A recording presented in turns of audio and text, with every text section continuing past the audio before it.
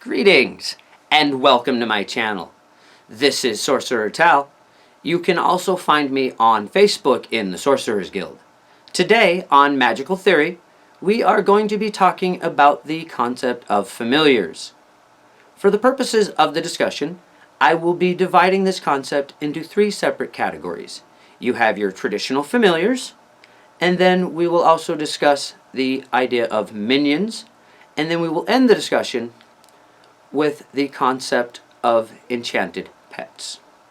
Okay, so first let's talk about traditional familiars. A traditional familiar is not your family pet. What a traditional familiar is a low spirit with which you have created a familial bond. This is an empathic link that connects you to this being on a special level. Now, by low spirit, I do not mean in any way that this spirit is evil or bad. A low spirit is a energetic being that exists primarily on the material plane. These would be beings like fairy creatures. And in fact, you can have a fae or fairy familiar. Now, this type of bond with a fairy is not something that can typically be sought out. You can make friends with fairies, but to develop this sort of bond is often something that happened in a previous life. These type of things follow us from lifetime to lifetime because it is our higher self that fairies will bond to. So, if you have a fairy familiar, you probably already know about it. It is something that has been around your whole life. Perhaps you haven't acknowledged it, but it is something that will have always been there. Of course, there has to be a lifetime where these things start. So I'm not saying it's impossible to begin a familial bond with a fae being, but it is not common. Okay, so beyond that, we then will also talk about your necromantic familiars. There are a couple different types of those. Some are ancestor spirits. With your ancestor spirits, we don't really typically call these familiars, but they fit into the same category because they are ghosts that follow the line of a family, the bloodline, and perform tasks for anyone in that bloodline or protect that family line. Most often this type of being will be a strong figure in the family history that has chosen, rather than pass on, but has chosen to follow its family line, its own bloodline, and protect it after its death. Okay, we have other types of necromantic familiars. We also have Ka spirits. Now, we have other types of Ka spirits, like Boris, which I believe I've made a video of already in the necromancy. And these types of Ka spirits, they're lower beings, and we are connected to them, but they are not exactly familiars. A familiar of this type is a being that where you have created a Ka, where your own energy inflates it and links to it. A good example of that would be Strid here. This is a mink skull that, rather than being awakened all of the time, it is awakened when I place my finger in it like so, making it sort of like a finger puppet. But when I do this, I then charge my hand and put my life force energy into Strid. And one of the ways that I use Strid is that I then meditate and go onto the astral using her form, using the form of Ka, using her Ka as a mink and inflating it with my own energies to traverse the astral plane or the energetic equivalent of the material plane. I most often use her in exorcism work and things where I am actually ghost hunting, where I will use her by holding her out charging her and allowing her eyes to see out and broadcast what she is seeing back to me. So there is a very energetic bond between us. And in fact, she is essentially a skin that I wear. And this type of thing could technically be called a familiar.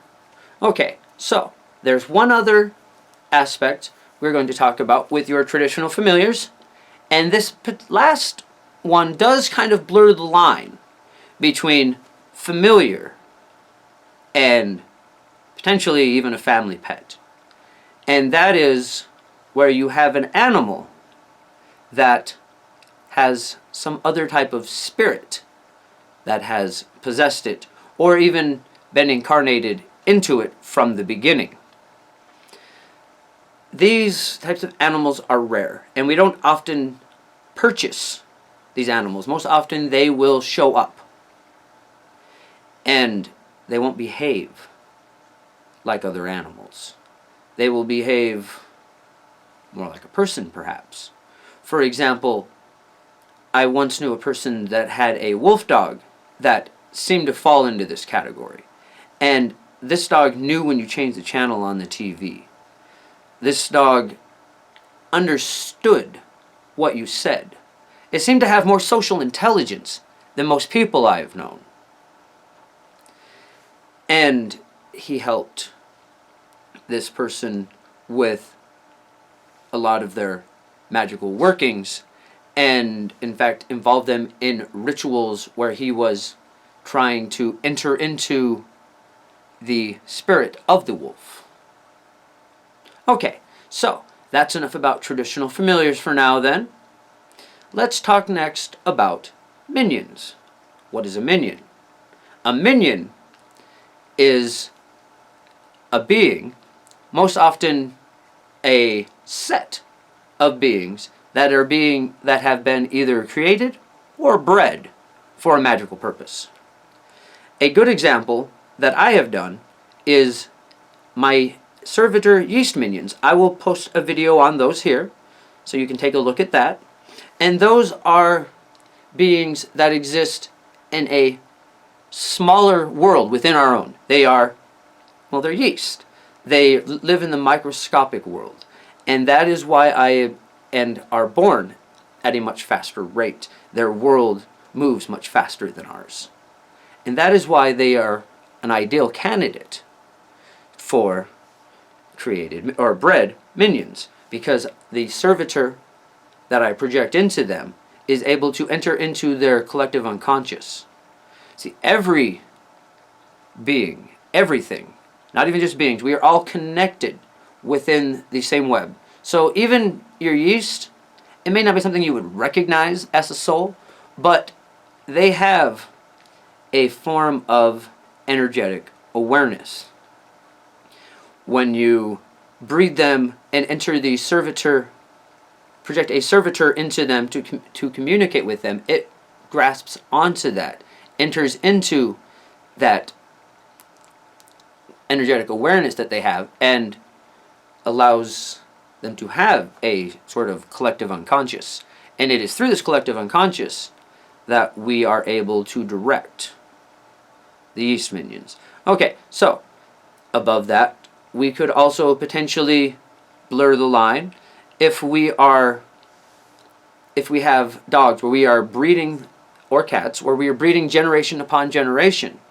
We could magically enhance each generation and even try to encourage certain types of souls to be born into these animals. And those could potentially become more like your last type of familiar that I talked about, where there is a certain type of spirit or being that is incarnated into an animal. And we once again begin blurring the line between family pet and traditional familiar. Okay, so the last one that we are going to talk about is enchanted pets, which I've been blurring the line towards this whole time. So I'm going to have a little bit more to say here. And this is the part that I'm going to talk more about how to do this. Okay, so an enchanted pet, ideally you want to start with a younger animal, and you want to have a fairly intelligent animal. One that is able to grasp the concept. I have tried this with a few different creatures. At one point I tried this with a rat, and I do want to say that from that experience, you do want to be careful with how much magic you put into an animal. The rat did not deal very well with the whole thing. And so you want to, I mean, a rat is a fairly intelligent creature, but you want to take the animal's ability to process what it has been shown into account whenever you are enchanting an animal. Spiritual awakenings affect animals just as they affect us. So you have to start with a fairly intelligent animal, or else not push its spiritual awakening too far.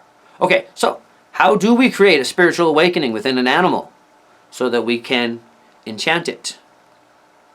Well, the first thing that we do is we want to give the animal a sense of self-awareness. Now, all animals, all beings, in my opinion, have some sense of self-awareness, but we want to expand on that. There is a famous test for self-awareness where they will expose an animal to a mirror and try to get that animal, or excuse me, see if that animal will recognize themselves in the mirror. Well, some animals fail this test, some animals pass. But just because they didn't see it the first time does not mean that they won't learn it with continued exposure. So, let's say you have a puppy, because that is what I like to work with. I like dogs. Cats, you can do this with a cat as well. Creatures of that intelligence or higher. I don't suggest necessarily doing this with a rodent, that type of animal. It seems to upset them psychologically too much. But what you do is you take this animal and hold it while it is very young in front of the mirror. And it's probably not going to realize the first time that that's them in the mirror. They may even have a negative reaction, begin barking at the other dog. But you keep showing them the mirror once a day. Hold them up in front of the mirror, touch the mirror, touch them. Eventually, and you'll know when they get it because they have a reaction. Eventually, they will realize that that is them in the mirror they are looking at. And there you go. They are now more aware of the self. They have become more self-aware. I do this with all animals that are, well, with all dogs that I have, whether I intend to enchant them or not, because I just think it's fair for them to have that experience. Okay. So, now that you've created now that you've got the animal to be self-aware, and like I said, you want to start with them at the young age, you want to then get the animal to understand what magic is. So, you need to teach the animal to stay, and then, once you teach it to stay, you want to cast a circle around the animal, enter into the circle, and charge the circle. Hopefully, the animal will feel the difference of the energy. And you will cast the circle, open a circle with the animal inside, and summon their higher self. All beings have some form of a higher self, a soul. You want to summon this being. How you do this will depend on the animal, but a good idea would be to give the animal a personal sigil. or simply to work with the animal's name. You can, of course, work on this and add extra steps, but what you're doing is casting a circle and then either visualizing the animal's sigil or intoning their name. For example, with my dog's name is Cootie. So at this point, when I cast the circle, have my dog staying in the circle, open the circle, and I chanted Cootie,